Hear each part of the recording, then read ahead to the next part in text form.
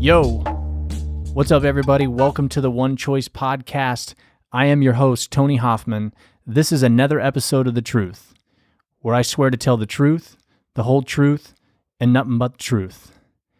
The other day, somebody asked me, how did you find the motivation to do what you did from a prison cell? And he asked, could you record a podcast on how to be motivated? And I think that that's a good question because it's something I get asked a lot, especially when I'm out speaking live. Audiences will always say, what motivated you? What was your motivation? How did you stay motivated when things weren't going well?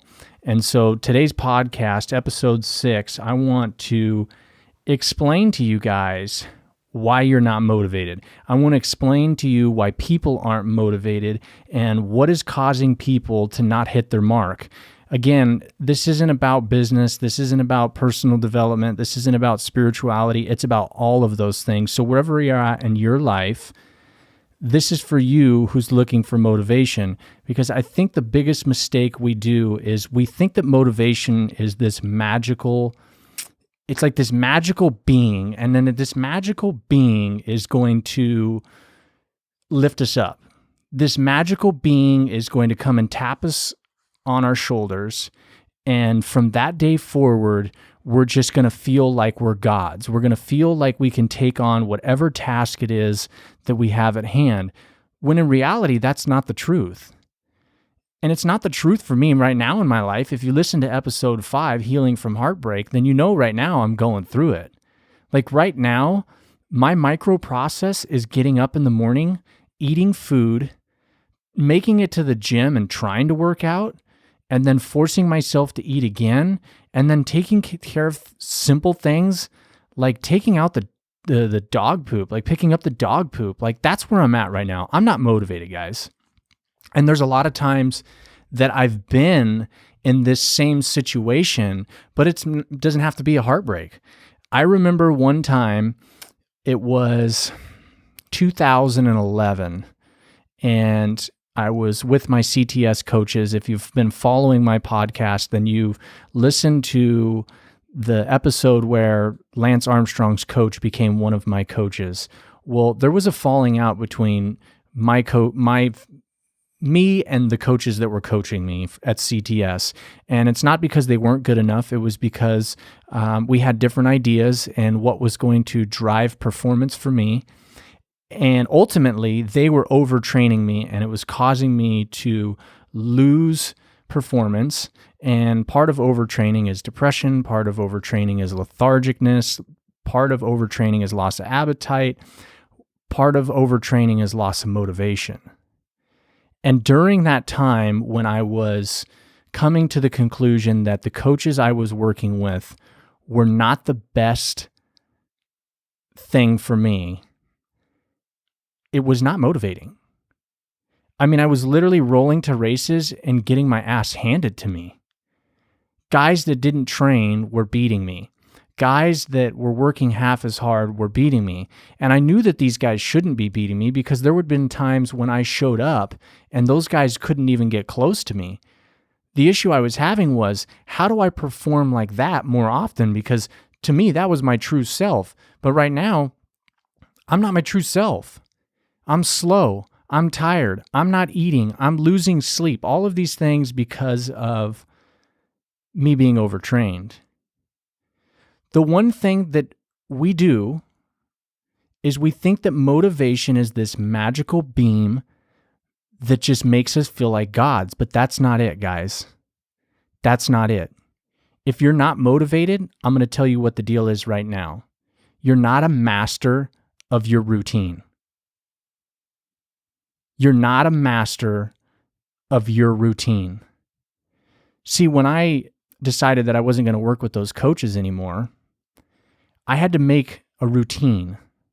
I had to create a training program for myself, and I had to design what my days were going to look like. Now, this is something that I have actually done before, because basically, if I could rewind several years, it was me in a prison cell, starting from ground zero. If you want to know what creating momentum from ground zero is all about, listen to episode 1, because all of this stuff that I'm saying, all of these messages that I'm putting out into the universe through my podcast, they're all interlinked, they're all correlated, and they're all the keys to success.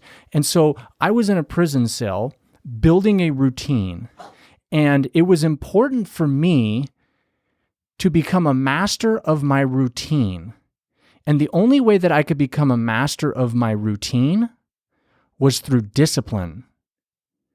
So you're not going to be motivated at whatever you're doing in the first place. You're just not.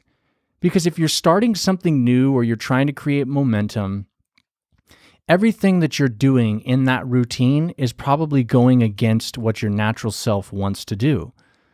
Just take getting up in the morning, for instance. If you're not a morning person and you wanted to become a morning person, you would probably start trying to get up at 5 o'clock in the morning, but maybe you don't wake up till 9 o'clock in the morning.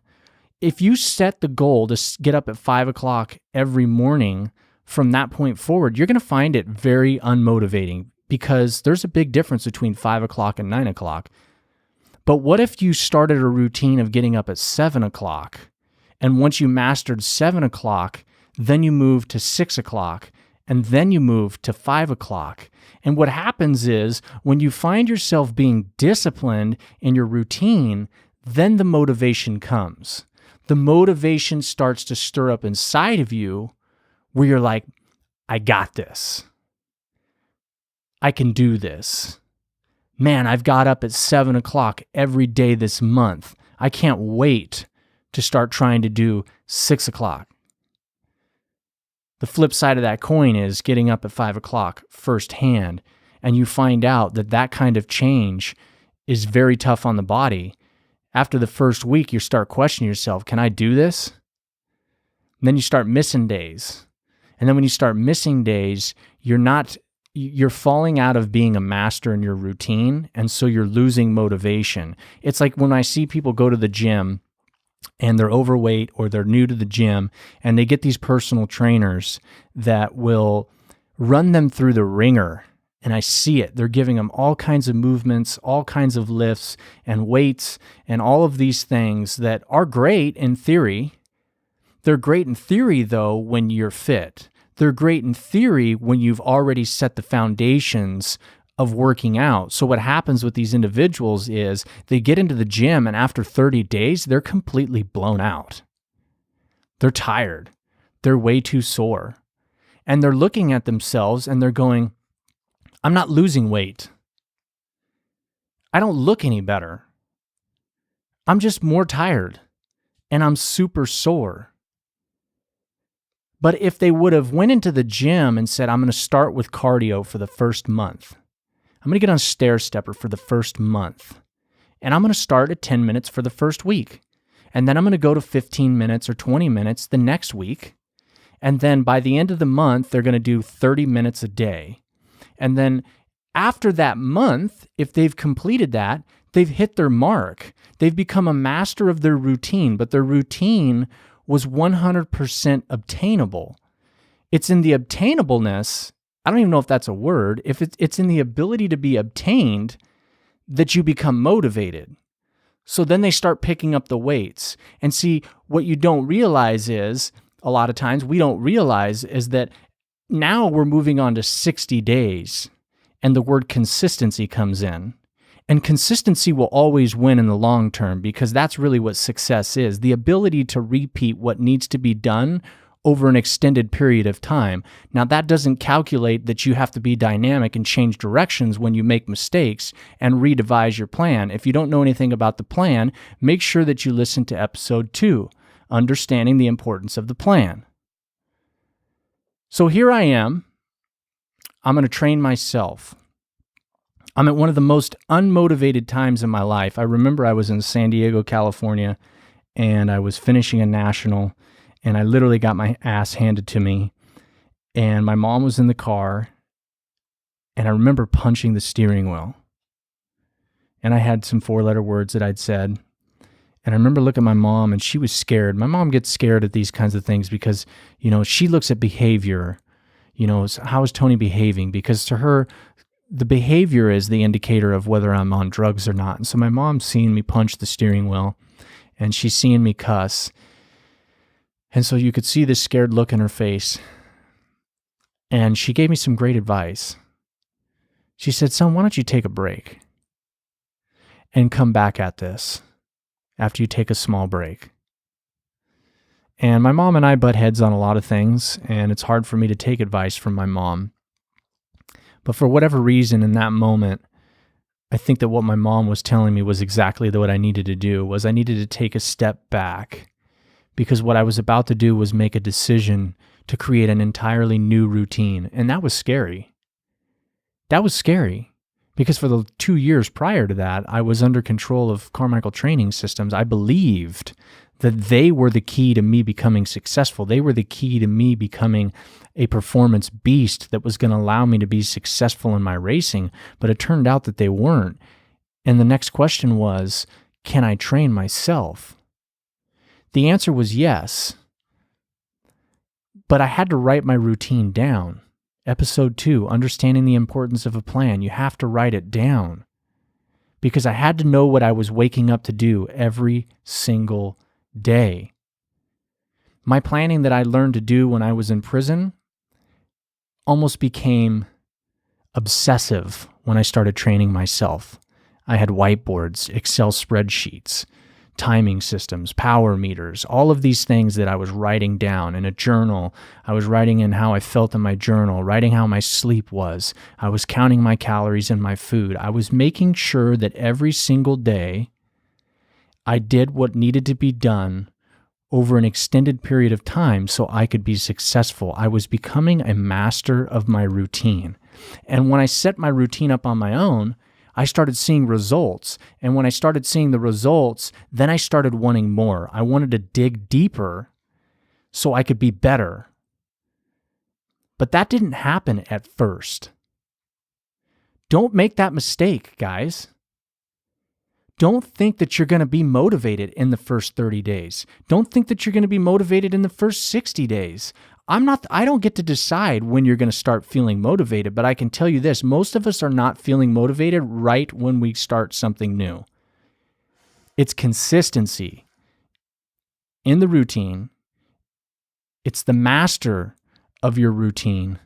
And over time, you will feel the motivation to go further and to be better. And I think that everybody's level of motivation is different.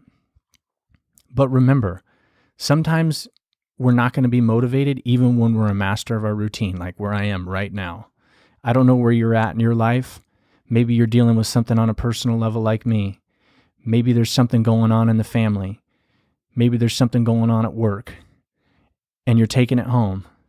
And you're going to sleep with it. And you're waking up with it. But what we got to do in those moments is just focus on the routine, the micro process, take care of the small things. And whatever it is that you're going through right now, it won't last forever. I can guarantee you that. It won't last forever if you're focused on the routine. The most successful time I had in racing came when I trained myself. It came when I created a new routine. It came when I wasn't motivated. It came when I was willing to just get up and be disciplined. My last story, before I cut this out. I remember when I had added into my routine that I was going to start getting up in the morning. And this was super hard for me because I slept till 5 o'clock at night. Imagine that. I'd sleep till 5 o'clock at night and my day would start. In the county jail, I programmed at night, which meant I slept all day. I woke up for dinner, and then I was up till breakfast time, 6, 7 o'clock in the morning, and then I would go to sleep. I told myself I just want to get up one day a week before 8 o'clock. And I'm telling you, when I had to get up, I had to scream at myself.